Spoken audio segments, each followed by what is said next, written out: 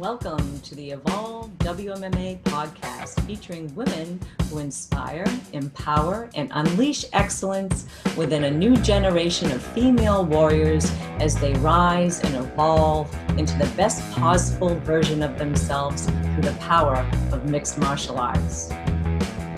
Hey, this is Evolve WMMA, and I'm your host, Shelly Devine. So this week's guest has been itching for a fight since last year. Having a fight turned down this past January and not making it into the Tough House, she is now has a featherweight title shot next month at Invicta FC 32 against Felicia, the Phenom, Spencer. I'd like to welcome back to the show, Pam Bam Sorenson.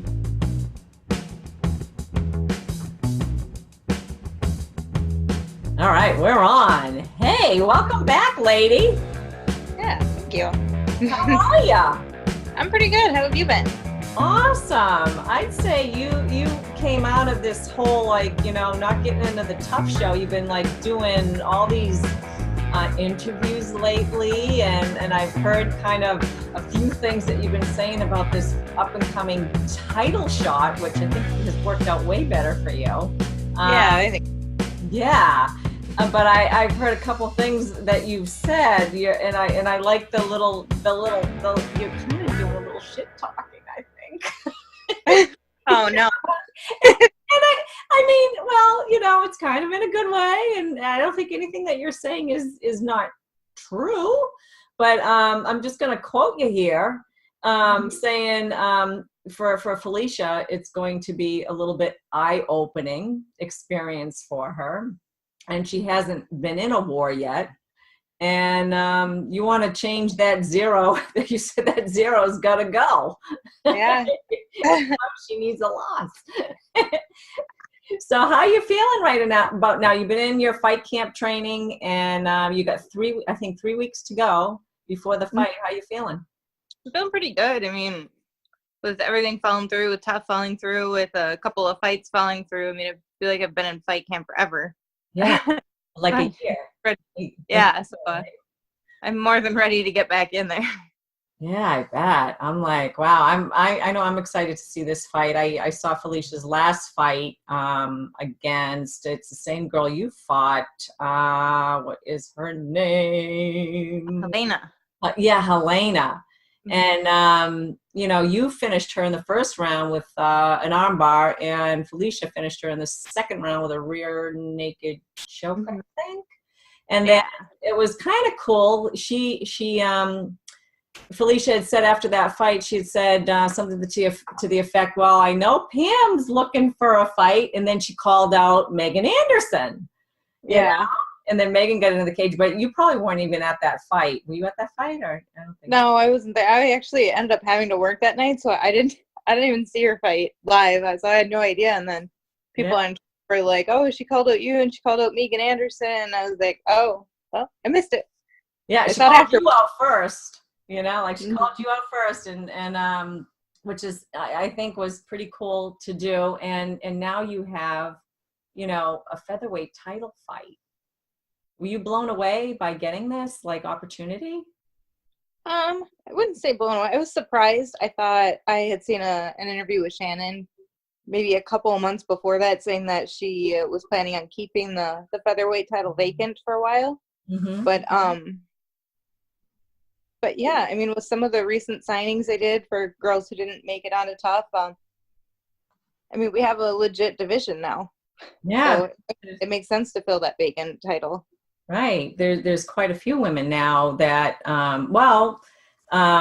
they have Caitlin Young on the card too as well, fighting, oh God, I'm so bad. Zara Dos Santos. Zara. How could I forget? Zara, yes. Yeah, so Zara got on too, on the card, so that's really awesome.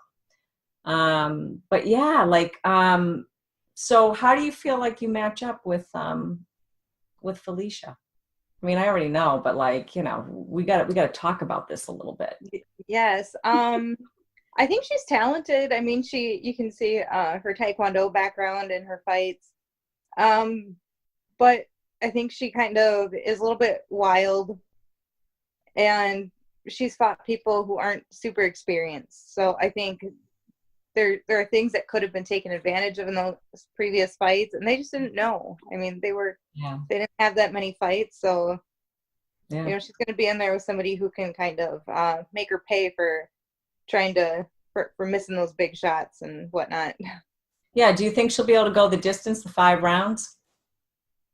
We'll see. I mean, it doesn't. That's a lot. That's a lot if you haven't done it yet. Like 5-minute rounds.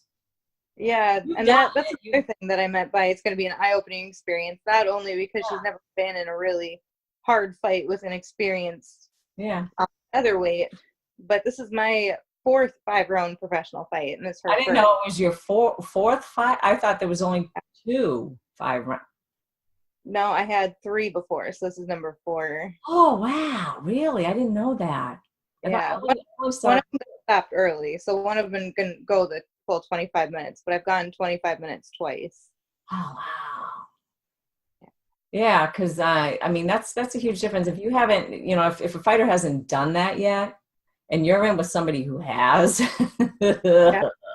there's gonna be, you're gonna be like, oh, this is definitely, rough, and you don't know, you haven't tested your gas tank to see if it actually, or you're gonna be able to, what you come up against in it. When you were in those fights, what were some of the things that made it challenging for you? I actually think the longer fights suit me better. I'm usually I've always been kind of an endurance athlete. Mm-hmm. So because I grew up doing cross country running marathons, doing cross country skiing. And so for me, like my coach is always like, no, push the pace, like go faster in the first round. You need to start faster. Mm-hmm. Where I usually start a little slower, and I kind of pick the pace up. And so I think the 5-round fight's really gonna favor me. Yeah, wow. That sounds great. What's your journey been like to get to this point, for a title shot? All the major, promotions, using them as a stepping stone and leading to a potential next promotion, because I know you were trying to get into, the UFC. I know one of your destination goals is, to fight Cyborg before she leaves the UFC or before she retires. That's one further out. But what's your journey been like? The whole kind of gamut of you getting where you need to be and where you really feel like, okay, this one is like a big one for you.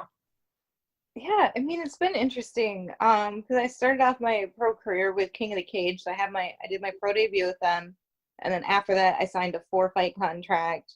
And then as soon as that was up, I got signed with Invicta, and like I've never had an easy fight, mm-hmm. and that's another big edge that I think I have on Felicia, whether it's been by her choice or not. She's had relatively inexperienced opponents. She's had kind of easy fights. She's kind of had an easy road to this title where like I've fought my ass off. I've been in a lot of bloody fights. I've been in wars. I've been in a lot of really tough fights with really tough women. Not to say that the women she fought weren't tough, mm-hmm. but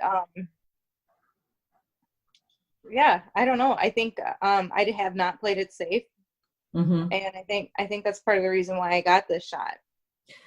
Yeah, some fighters may or may not be, but playing it safe. Do you mean by just taking fights that they know that they can win, so that they have a pretty record, instead of always being available to fight? Like, yeah, I'm ready to go. I'm ready to rock and roll now. Just give me a fight. Like some women, they don't do that, and I mean I know that they don't. But do you feel like maybe some of these other fighters that are coming up now, even potentially even Felicia, might be taking fights? I shouldn't even say, but I can't help myself. I'm really bad. I'm sorry, Felicia, but I'm like being really bad. I will say, I think she made a comment once on Twitter, because when I saw, it was before she fought Helena, I had made a comment like, why is she fighting a pro debut? Like, why I just feel like she needs to step up in competition. And she was like, well, I was supposed to fight somebody, and then that fight fell through. I have a feeling I know who it was, and I think they're just hard to work with. Yeah. So I don't think it's all been by her choice. Yeah. But nonetheless, it's been kind of an easy road. But I think now, just that with the growth of women's MMA, because, you know, back in the day, you had to take whatever fight was offered to you because you never knew when another one was going to come. Exactly. And now there's more of us. There's with just the sheer numbers of female fighters now. Now you're kind of able to pick and choose a little bit more. So I think it's getting to be a little bit more common that people try and take that easier road. Yeah. I think it I know it used to happen a lot with the male fighters.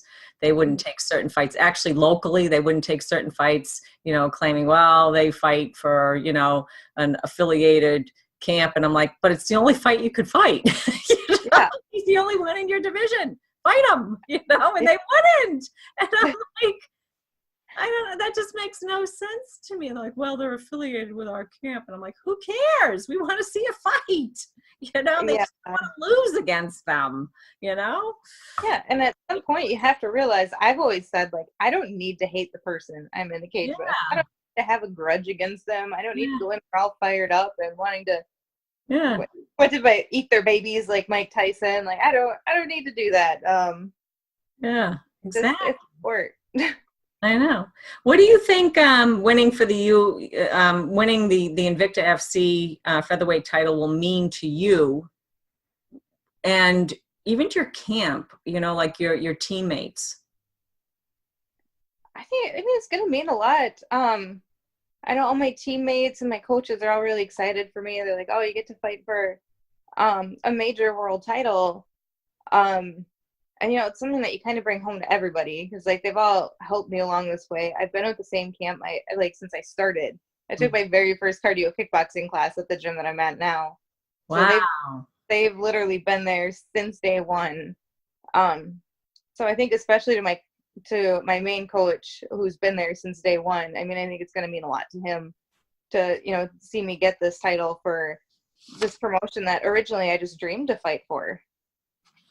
Yeah, that's awesome. What do you think, you know, I mean, that's a, you know, you're at a camp you've been at for a while, so there must be a strong sense of loyalty to that camp, right? You know, to your teammates and to your training partners, to your coaches. And in this day and age, there's a lot of, you know, fighters. I'm just wondering what your thought is on this. A lot of fighters will, you know, okay, I'm done with this team and, you know, this fight camp, I can't learn any more here. I'm going to move to, you know, another team. And I know Chris Cyborg is, you know, she's got her, you know, her T-shirt out and her, what is it, the pink belt. And I got the term, but like creon. Yeah, I don't even know what that means. Well, I guess what it means is being loyal to your camp, and the people that aren't are called creon. I don't know, you know, don't be a creonte or something. I don't know. And meaning that they jump ship and they go to another, you know, camp. And I think that's the big thing with now Amanda Nunes, and she's calling her out saying that she kind of jumped camp and went to American Top Team.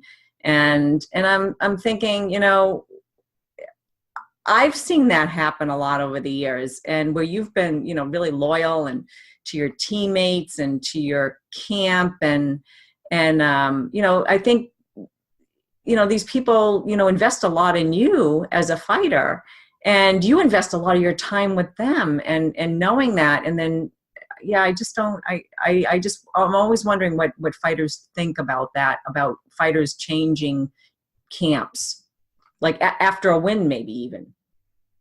You know,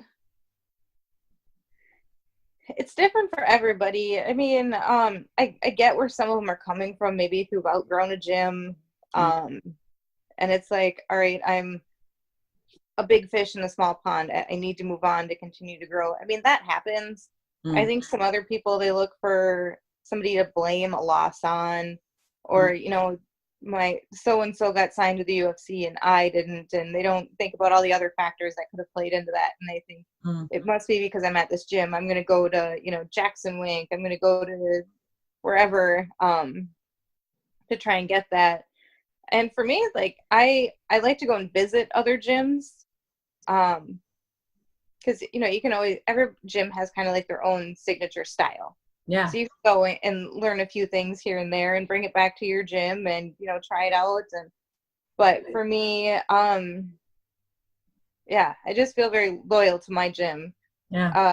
Because when I originally went there, I was going through a really hard time in life. I was a completely different person. And, I had just had a couple of major losses in my life. And so I kind of went there like, all right, I need to get out of the house. I need to, be social and do something. And, I found a lot of friends that kind of, they didn't even know what I was going through. And they kind of accepted me and brought me in. And so, yeah, I just feel like, yeah, it's like my second family there. Yeah, no, I think that has a lot of value too behind it.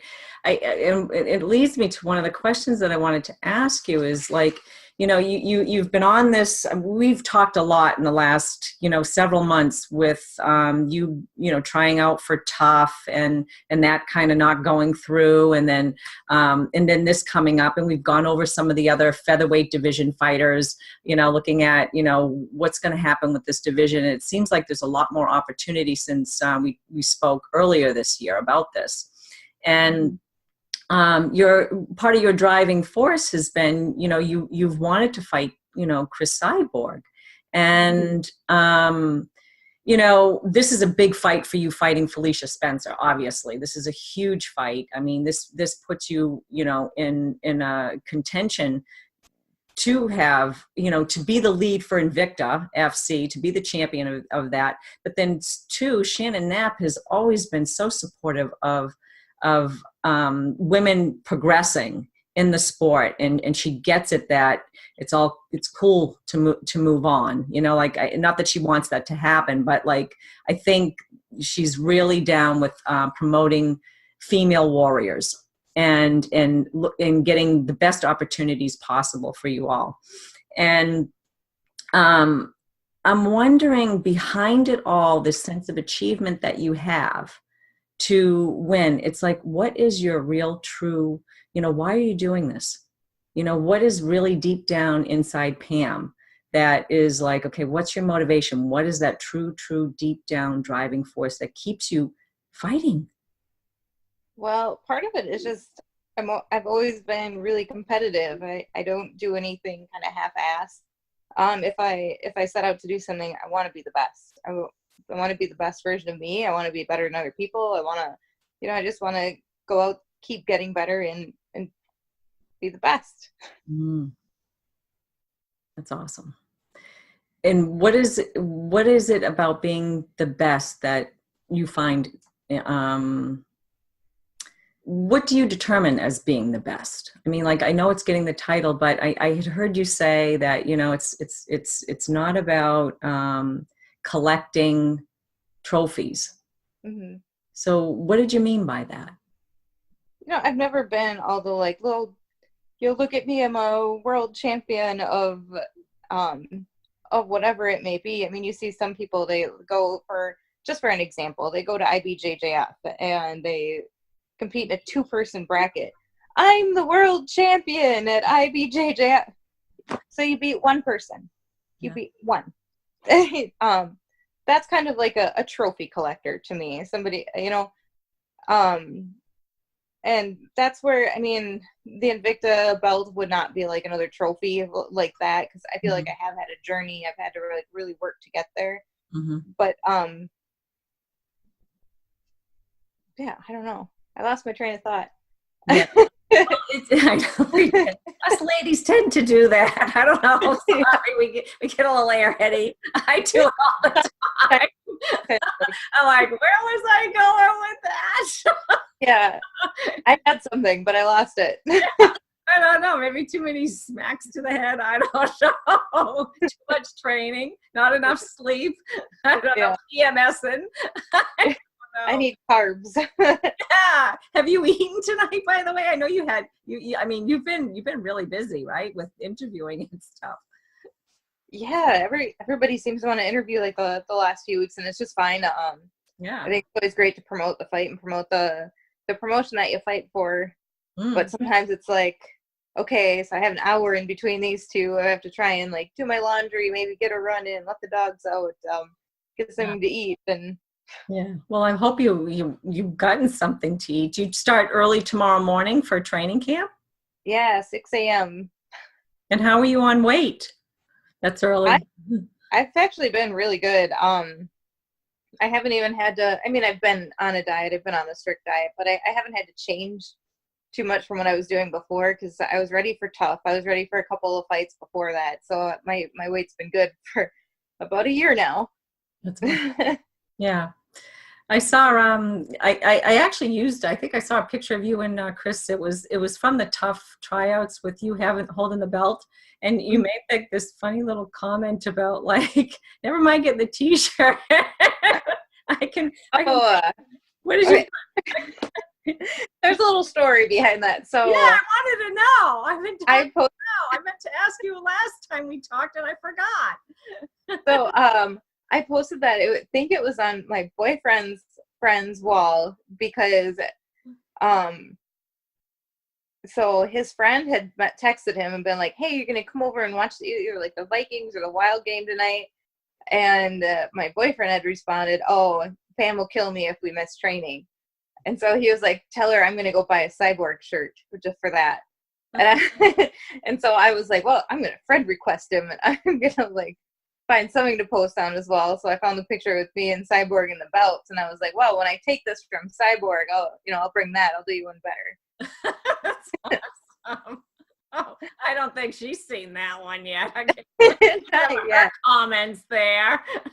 You know? I think she, I don't know. I'm okay with it. She's so nice. Yeah, I know. Yeah. But I just thought it was I was like, oh, what's the story going on here with this one? Because I'm like, does she know that? Did she just said that? And she hasn't commented about it on Twitter. You know? I just thought it was the funniest thing. I'm like, oh my God, that's awesome. Oh boy, wow. So on the same night you're fighting, Cindy Dandois is also fighting, who also had tried out for Tough when you did, and she's fighting against this is a fighter I don't know, Olga Rubin at Bellator.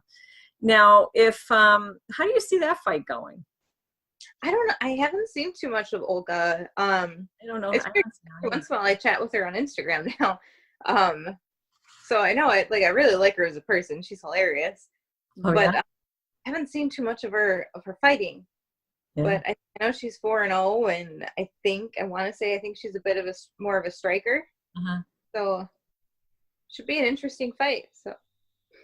Yeah, I have no idea. I'm looking forward to watching your fight and that fight to see, like what's going to happen with all that. And it's kind of cool to see that the whole group of you women that had tried out, you've all had some fights. Pretty much something has happened, something good has come out of it, and not through maybe the UFC, but through some of these other promoters. And what's interesting is I think Scott Coker, I don't know if you knew this, but he was Strikeforce. He gave a huge platform for women. And I thought Shannon Knapp used to matchmake for him. Oh, I didn't know that. I think that's how she got where she is now. I think she was, I'm not certain, I'd have to look it up to be sure, but there is a relationship there, I thought.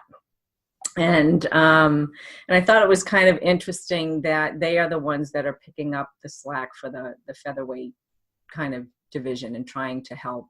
Do you see that this is going to kind of maybe split things up a little bit? There'll be a little bit in the UFC. There'll be a little bit at Bellator. Now there's that, PFL with, Kayla Harrison, and all the featherweights going to be a little bit split up, or do you think I'm not really sure. It's always been really good about, like you had said, Shannon's very selfless in the sense that if you get help from the UFC, she's always told her athletes they're free to go. But yeah, it's weird. Obviously, Bellator is not like that. I'm losing you. I'm losing you. Something's wrong with the audio on your end, I think. I was covering the I was covering it up with my hand. Sorry. Like, what happened? Say that again now. Sorry, I adjusted my grip and I was like right over the thing. Okay. But Shannon's always been really good. She's very selfless in the sense that she'll let her athletes kind of move on to the UFC if they want to. Yeah. Obviously Bellator does not do that. I think they're pretty like, these are mine. And they don't let their fighters go. I don't know what PFL is going to be like, but I think they're doing their division at 155, which is odd. If Kayla wants to fight Chris Cyborg, she's going to have to fight at 145. Yeah. And I think she could make it. Yeah. I don't know. I mean, like, if that's what she wants to do, if she wants to eventually fight Cyborg, I had heard an interview you had given, and I kind of agreed that she needed to fight at 145. And I mean, her last fight against Josette, did you see it? Mm-hmm. I saw it, and I felt like she didn't really knock Josette out. No, I thought it was definitely, I thought the chances that Josette would have won that fight, she would have had to finish it in the third round.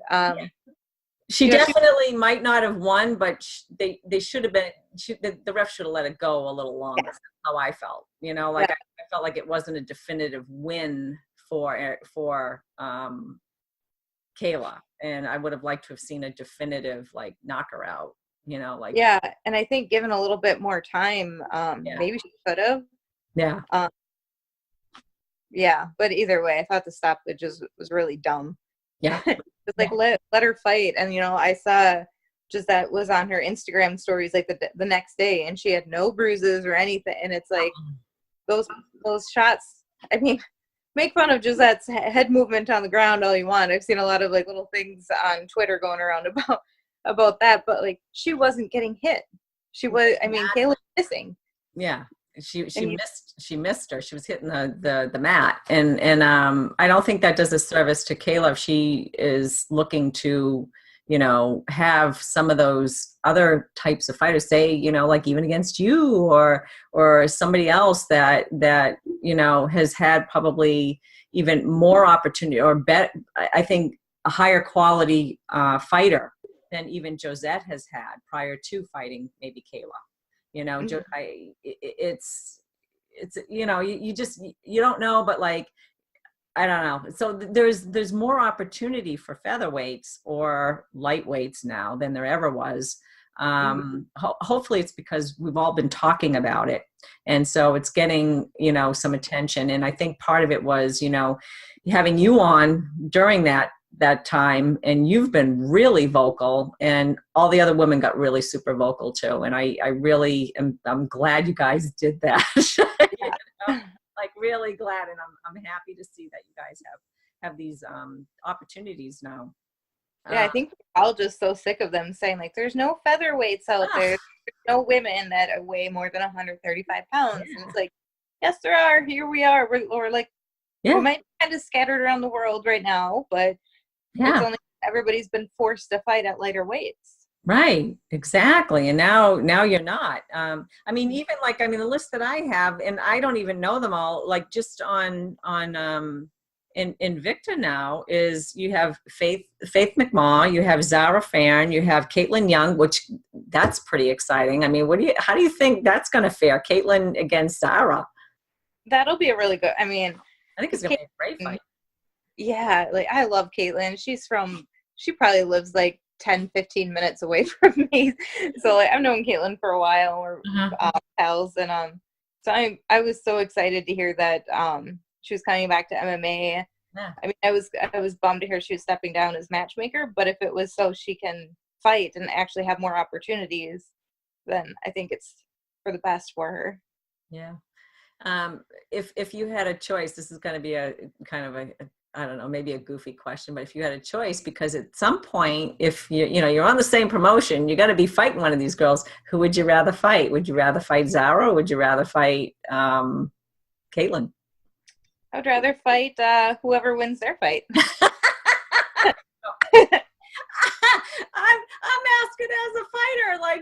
kind of like, who do I want to mix it up with?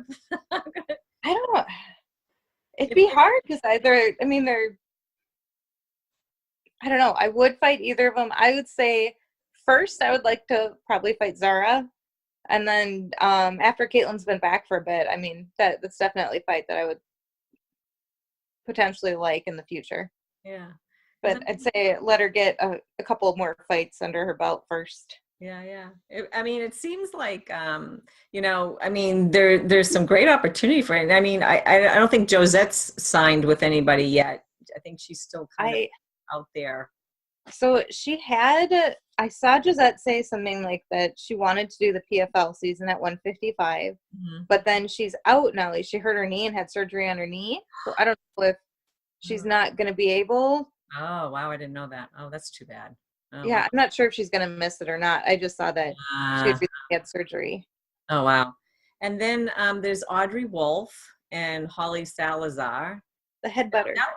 That was an awesome fight. But like, I mean, you have the potential to fight these women too. I'm like, this is so exciting, I think.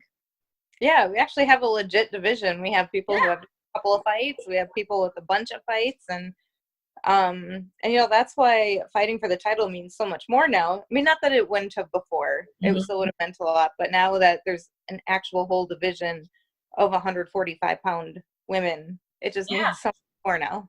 Yeah, and there's other ones that I haven't even mentioned that are on the roster at Invicta, but I haven't even mentioned them. So who do you think your toughest fight was? And I know it's Adrian Gomes that was your toughest fight. Can you elaborate on why you think it was the toughest fight to date? It was hard. I mean, she was things just didn't go as planned. She was a lot heavier on the ground. She had like a better takedown than I was expecting. And, I don't know, when I got taken down in the first round and I was like, I can't move. I can't get up. She's punching me in the face and I can't move. And then like in the second round, I was like, all right, let's not do that again. And then I got taken down again, we ended up back on the ground, and I was like, well, crap. And, you know, in the third round, then I finally came back. But it was just, I think a lot of fighters, they kind of get that moment where it's like, crap, I could give up here. I could sit here and take a bunch more punches and the referee will step in. But I was like, no, that's not me. I'm a fighter. I'm going to keep fighting. And that's kind of where I had said that Felicia hasn't had that experience yet, that, oh, here's a way out. I could wait for the ref to save me. I could whatever. And kind of see what you're made of. And so that was kind of the fight that it was like, all right, what am I made of? Am I a quitter? Am I going to quit and let the ref step in? And I was like, no, that's not me. I'm going to fight. I'm going to keep fighting and keep trying, and I'm going to try to win. Yeah, because she's a beast. She's a beast, and you know, being in that fight against her, I mean, you're in that like position and you can't move, and you get all that mental mind muck you're dealing with.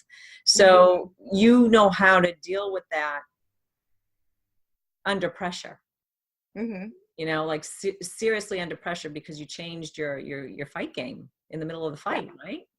You see that happening. You don't see fighters changing their game. They keep going back in and doing the same thing over and over again, and you're like, oh man, this ain't working. Well, and it's so hard when you kind of envision a fight going a certain way in your mind, and when you train that way for like 6, 8, 10 weeks, like this is how the fight's going to go, this is how I'm going to train, this is how, like, and then the fight doesn't go that way. So then you come back out the second round and your body just does what you've been training. And it's so hard to make it not do what you've been training the last couple months. So how do you see like going through that experience helping you with, you know, your next battle versus, you know, Felicia Spencer? You know, Felicia has other different games. She's a little more unorthodox than some people I fought before. But again, it's not a whole lot that I haven't seen, but I think just that I know that I can change the plan on the fly. I can change it in between rounds and say like, okay, we're going to come out and do this differently. And I can actually do it. Mhm. I think just knowing that is gonna be huge. Yeah. Yeah, I think having that kind of self-confidence, because you've Yeah. been through it. When you've always been when you've been through something, you can, I don't know, get your head around it a little bit better. You can solve a problem, or you can solve the Mm-hmm. issue or whatever a little bit easier. So when you come up against it, I always found like 3 times was a charm. If I didn't get something, like Yeah. go through it. By the third time, baby, I got it. Now, nobody's getting past me anymore. You know, you. Yeah. I mean, might take me 10 years, but I'll get it. Not that Eventually, we that's not that that's going to happen in a fight game. It's going to happen pretty quick, but that's pretty good. So I wanted to get back to not being the trophy collector, and I had these thoughts when you had said that about like, oh, now you're starting to think like, because you've had a little, you've been talking a little smack here and there, leading up to this fight. But I was thinking, oh, are you starting to think a little bit like, Floyd Mayweather, in that he wasn't, taking, the belts or the title shots, and instead he was kind of going after the bling, going after the money. Yeah. And I wondered what your thought on that would be, or even like, the recent thing with Conor McGregor and that, I mean, that's just, crap, but he is really something about like, there's some importance about marketing yourself on social media. And I think, Ronda Rousey was really good at it. And that's what helped drove, women's mixed martial arts to where I think it is today. I mean, there was a lot of, between her and Misha Tate, and, there was all this stuff. So there's I see a little of that, happening in you, where you're kind of like calling out saying, I think this is going to go this way in a good way. Some fair statement, honest statements, true statements about what you could do. And how do you see, like, you being a fighter and marketing yourself? You've been doing it now, and you've been marketing kind of the featherweight division. So you've been a bit responsible for kind of bringing some attention to that. How are you getting around not being timid and just kind of, walking your walk and talking your talk? Well, part of it is, I think when I first got signed with Invicta, and, people first started asking for podcasts and interviews and whatnot, I was always so nice, and I wanted to be polite and respectful, and I still want to be respectful and whatnot. Mm-hmm. But after a while, you kind of get sick of bullshit. And I think that was just it. And I think right before I did that interview where I had said, like, Felicia's never been any worse, it was a different interview, and he was like, Felicia's just so good. You could tell he was just a Felicia fan. And I was like, do not ask me for an interview and then expect me to sit here and talk up my opponent. And like, what are you doing? Yeah. Part of it, I just get sick of it. And, if you want an interview, you have to be respectful to me too. Yeah. I agree, but I also want to, like, whenever I interview you guys, like you other fighters, I had this one with Jin Yu Fry, and it was after her fight against Mina Grusander, and it kind of, the fight was like, people like, I think they thought Mina was going to win, and maybe wanted even Mina to win, and when Jin won, they didn't feel like, she really like kind of actually deserved it. And I even kind of went into the interview a teeny bit, and then after I talked to her and I learned a little bit on it, I was like, oh wow, like, this is cool. But I think what women tend not to do is really, like what Ronda used to do. I am a badass, and I'm going to kick your ass, and like, I'm going to do what I have to do to win, and I'm not going to apologize for me being me. And part of that, she had this presence on, here, like how we're talking and in front of the media and stuff. And I think it's really important that a fighter needs to learn that. And I've seen you kind of coming up and doing that, and I'm like, this is really great. And you're starting to kind of, say these things. They're not untrue at all. You're saying them, and you're saying them with confidence, and you're saying them publicly, and then taking the backlash from other people that say, oh, and then how will you deal with that? Because I don't think you've dealt with that. And as a champion, like you win that title, people are going to be like, nah, you don't deserve that. How are you going to deal with that? Everybody's going to have their opinion. You're never going to please everybody. And, there's always going to be people. I think there was a guy on Twitter who was like you said, I ended up blocking him eventually, but he was so like, you don't deserve to be fighting Felicia. And I pretty much told him to go suck a fart out of her butt. and, and like, I'll be respectful and whatnot until somebody else isn't. And so, I'm at a point where like I'm done kind of putting on a front, like this nice front, and this is me. Yeah. And so when somebody comes and they say something negative like that, it's like, well, you're entitled to your opinion, but I'm entitled to not care about your opinion. Yeah, exactly. I know. And I think it's funny if you do say something, about like another fighter, and because you're a woman, and sometimes they're like, well, she's such a bitch, or or other negative terms they might use, and I find that really kind of annoying when guys, it's completely like, you look at Conor McGregor, and it's like completely appropriate for him to be able to say and do whatever the hell he wants to do, and women aren't treated with the same leniency, I guess. Yeah. I've never understood that kind of like that double standard that like the men can be off doing whatever they want. And like, if a woman, I've had yet to see a woman be like a Conor McGregor and run their mouth that much. But even like Megan Anderson has caught a ton of backlash for some of the things she said. And it's like, it doesn't even hold a candle to what McGregor does. Yeah. And so why is she such a terrible person for speaking her mind and whatnot? But I don't get why people kind of view women that way. But yeah. I think men especially don't like a strong woman. I think they're kind of threatened by him, or they're intimidated. So they shouldn't be, because they add power to themselves too. If they let the woman kind of be strong in their realm, like in their vicinity, or like, you say a husband and wife, girlfriend, boyfriend, if the woman's strong and the man's strong, it creates a stronger relationship. That's why I really, I actually commented recently on Audrey Wolf's coach, Guy Mesner, who completely, he's always edifying his wife.